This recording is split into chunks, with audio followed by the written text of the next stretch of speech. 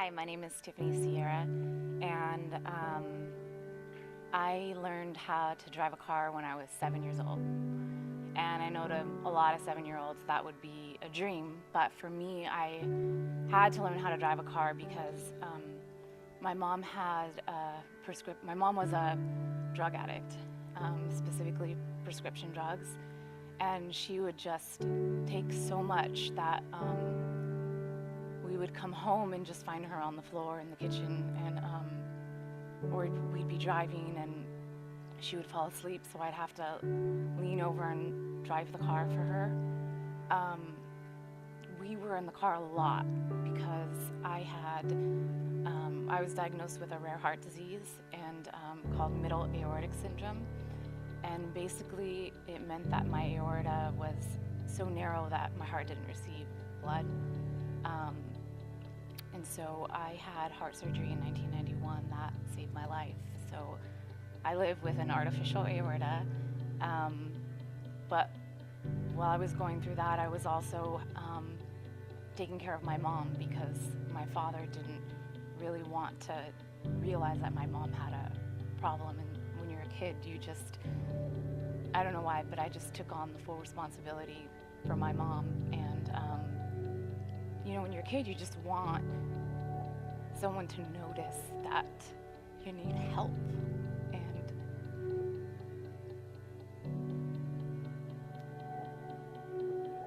no one did. Mom started to actually do better with her addiction after she got pregnant with my little sister, and things just seemed like they were doing better. I was doing better. I was healing from my heart surgery, which was a huge miracle that I was alive, and I finally felt like I was no longer responsible for my mom. And so in 2010, I decided I could now kind of get back to me, and so I moved out to LA to pursue my career in acting. And 6 months into my life here in LA, I got a phone call from my older sister, and she said, "You need to get on a plane and come home right now. There's been a family emergency." And she wouldn't tell me what had happened, but in my heart, I really knew what it was. And I walked into the living room, and my father was just standing. He just said, "She's gone, Tiff." And I just broke down, and I just couldn't believe it because I was like, no, Mom was doing so well. This is like, I moved here because I felt like I wasn't responsible for anyone. My mom was doing so well. And she really wasn't. What was happening was that I had moved out, and my father was just hiding it, and everybody was hiding it and not talking about it. And my mom ended up dying from an overdose of several different prescription drugs and things for depression they found in her system. She just went to sleep and she just never woke up. There was such a shame in my family to talk about this. I mean, we didn't, even at my mom's funeral, we didn't talk about the fact that she had a drug addiction. It was just, Mom just passed. She went to sleep and never woke up.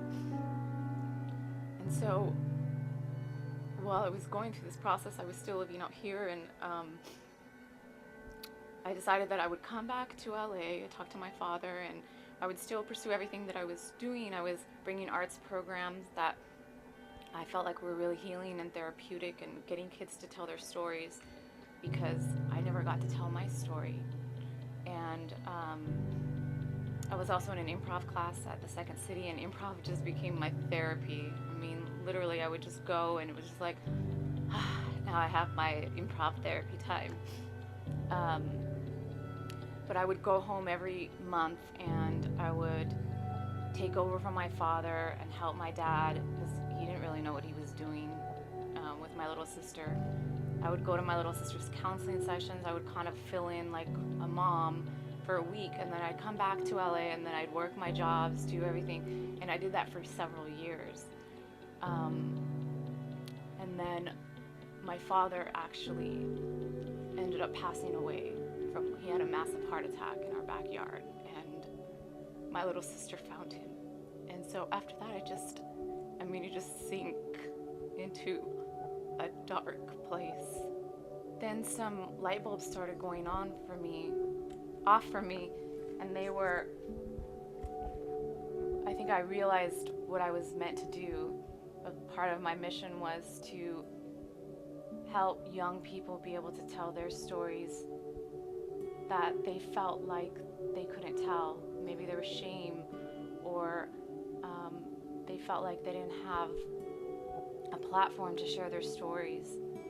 And so for the past 15 years, I've been working inside of juvenile halls and working in underserved areas.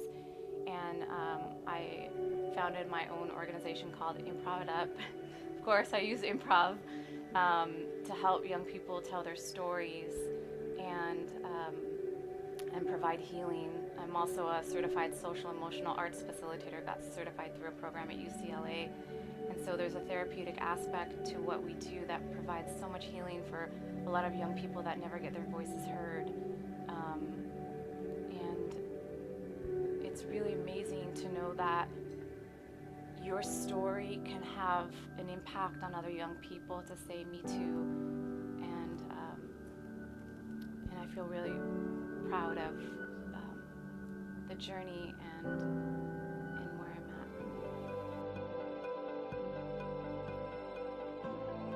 Hey, thanks for watching. I'm Jarrett Martino, and I'm the creator of Inner Warrior, turning pain into positives, and we're creating a tribe of warriors.